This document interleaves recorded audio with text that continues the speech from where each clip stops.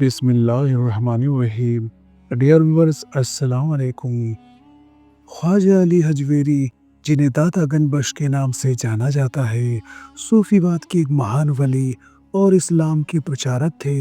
उनकी ज़िंदगी और करामत आज भी लाखों लोगों के लिए रोशनी का मीनार है। आपकी मशहूर किताब कश्फुल महजूब सूफी फ़लसफ़े की बुनियाद मानी जाती है। ये बायोग्राफ़ी और उनकी करामत की कहानी हिंदी में हम आपको पेश कर रहे हैं। मेरे अज़ीज़ दोस्तों, ख्वाजा अली अजमेरी की पैदाइश 990 ईस्वी लगभग 400 हिजरी में गज़नी अफ़गानिस्तान के हजवेर इलाके में हुआ था।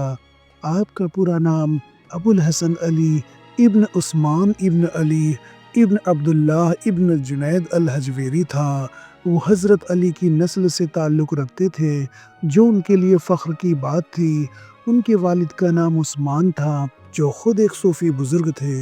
बचपन से ही अली हजवेरी में इल्म और रूहानियत की प्यास थी। उन्होंने गज़नी में कुरान, हदीस, फ़िक़्ह और तसव्वुफ़ की तालीम हासिल की।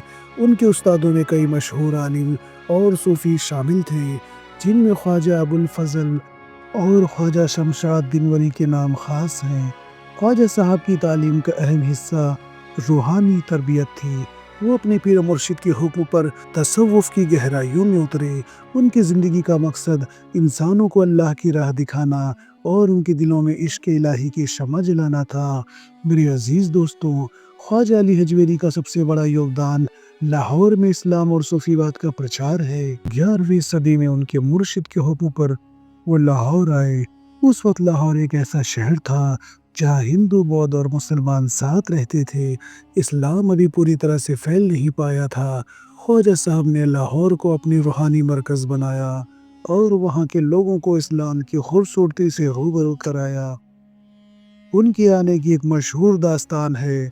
जब वो लाहौर पहुँचे तो शहर में एक सूफ़ी बुज़ुर्ग हज़रत शाह हुसैन ज़की मौजूद थे। ख्वाजा साहब ने उनके साथ मुलाकात की और रूहानी बातचीत हुई। कहा जाता है कि हज़रत शाह हुसैन ने ख्वाजा साहब की रूहानी हैसियत को पहचाना और लाहौर को उनके हवाले कर दिया। इसके बाद ख्वाजा साहब ने लाहौर में अपनी खानकाह बनाई, जहाँ वो लोगों को इल्म और तसव्वुफ़ की तालीम देते थे। मेरे अज़ीज़ दोस्तों, ख्वाजा अली हजवेरी की सबसे बड़ी देन उनकी किताब कश्फुल महजूब है। ये किताब उर्दू नहीं बल्कि फ़ारसी में लिखी गई थी, जो उस वक्त की इल्मी ज़ुबान थी। ये सूफीवाद का पहला मुनासिब नक्शा मानी जाती है। इसमें तसव्वुफ़ के उसूल, सूफ़ी सिलसिलों और रूहानी मकामात की तफ़सील है। कश्फुल महजूब में ख्वाजा साहब ने लिखा है कि सूफीवाद का मकसद सिर्फ़ अल्लाह की इबादत और उससे इश्क करना है। उन्होंने वज़्द, समा और फ़ना जैसे मफ़हूम को बयान किया। ये किताब आज भी सूफीवाद के तालिबे इल्म के लिए रोशनी का मीनार है। ख्वाजा अली हजवेरी की करामत की कहानियाँ उनकी रूहानी ताकत का सबूत है। उनकी करामत ने लोगों के दिलों में उनके लिए इज़्ज़त और मोहब्बत पैदा कर दिया।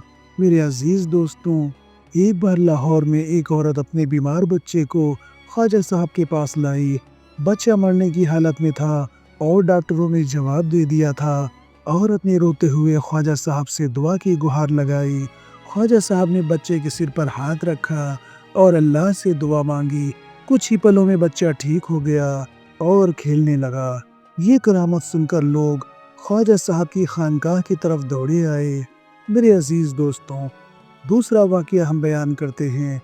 एक दफ़ा लाहौर में सूखा पड़ गया। लोग पानी के लिए तरस रहे थे। ख्वाजा साहब ने अपनी खानकाह के पास एक जगह पर असा मारा और अल्लाह से दुआ की। उसी वक्त वहाँ से पानी का चश्मा फूट पड़ा। ये चश्मा कई सालों तक लोगों की प्यास बुझाता रहा। आज भी दाता दरबार के आसपास के इलाकों में इस करामत की बातें होती हैं। मेरे अज़ीज़ दोस्तों, तीसरी करामत हम बयान करते हैं। एक बार लाहौर में आग लग गई, जो तेज़ी से ख्वाजा साहब की खानकाह की तरफ बढ़ रही थी। लोग डर के मारे भाग रहे थे। ख्वाजा साहब ने खानकाह के दरवाजे पर खड़े होकर दुआ की। अचानक हवा का रूप बदल गया और आग खानकाह को छुए बिना बुझ गई। इस करामत ने ख्वाजा साहब को दाता गनबख्श का लक़ब दिलाया। मेरे अज़ीज़ दोस्तों, चौथी करामत हम आपको बयान करते हैं। एक हिंदू जोगी جو صوفیوات سے نواقف تھا خواجہ صاحب سے ملنے آیا۔ وہ خواجہ صاحب کی روحانی طاقت کو آزمانا چاہتا تھا۔ خواجہ صاحب نے اس سے صرف اتنا کہا، اللہ کی قدرت کو دیکھو۔ اسی وقت جوگی کو ایک روحانی حالت طاری ہو گئی اور اس نے اسلام قبول کر لیا۔ بعد میں وہ خواجہ صاحب کا مرید بن گیا اور تصوف کی راہ پر چل پڑا۔ پانچویں کرامت، میرے عزیز دوستوں، ایک رات خواجہ صاحب اپنی خانقاہ میں عبادت کر رہے تھے۔ اچانک خانقاہ میں روشنی پھیل گئی جو اتنی تیز تھی کہ باہر کے لوگ بھی حیران رہ گئے۔ جب لوگوں نے پوچھا تو خواجہ صاحب نے فرمایا، یہ اللہ کی رحمت ہے جو اپنے بندوں پر نازل ہوتی ہے۔ یہ کرامت ان کی روحانی حیثیت کا ثبوت بنی۔ میرے عزیز دوستوں، خواجہ علی حجویری کو داتا گن بخش اس لیے کہا جاتا ہے کیونکہ وہ ہر مراد مانگنے والے کی جھولی بھرتے تھے۔ ان کی خانقاہ میں امیر غریب، مسلمان غیر مسلم سب کی سنوائی ہوتی تھی۔ وہ فرماتے تھے جو اللہ سے مانگتا ہے اسے کبھی خالی ہاتھ نہیں لوٹنا پڑتا۔ ان کی دربار میں آج بھی لاکھوں لوگ اپنی منتیں لے کر آتے ہیں اور ان کی کرامت کی داستانیں سنائی جاتی ہیں۔ میرے عزیز دوستوں، خواجہ صاحب نے لاہور میں ایک خانقاہ بنائی جو بعد میں داتا دربار کے نام سے مشہور ہوئی۔ یہ خانقاہ تعلیم، عبادت اور انسانی خدمت کا مرکز تھی۔ خواجہ صاحب خود سادہ زندگی جیتے تھے۔ وہ دن میں لوگوں کو تعلیم دیتے اور رات میں عبادت میں مشغول رہتے۔ ان کی خانقاہ میں لنگر، مفت کا کھانا انتظام تھا جہاں ہر کوئی بنا کسی بھید بھاؤ کے کھانا کھا سکتا تھا۔ آج داتا دربار لاہور کا سب سے بڑا روحانی مرکز ہے۔ ہر سال لاکھوں زائرین وہاں حاضری دیتے ہیں، خاص طور پر ان کے عرس میں جو 18-20 صفر کو منایا جاتا ہے۔ دنیا بھر سے لوگ آتے ہیں۔ داتا دربار میں قوالی، لنگر اور دعاؤں کا سلسلہ چلتا رہتا ہے۔ میرے عزیز دوستوں، خواجہ علی حجویری نے تصوف کو نہ صرف پھیلایا بلکہ اسے ایک مناسب سانچے میں ڈھال دیا۔ انہوں نے فرمایا کہ صوفی وہ ہے جو اپنے نفس کو قابو میں رکھے اور اللہ کے حکم پر چلے۔ ان کی تعلیم میں اخلاص یعنی خلوص، صبر اور شکر کی خاص اہمیت تھی۔ وہ فرماتے تھے صوفی کا دل اللہ کا گھر ہے، اسے نفرت، ہوس، دنیا کی محبت سے پاک رکھو۔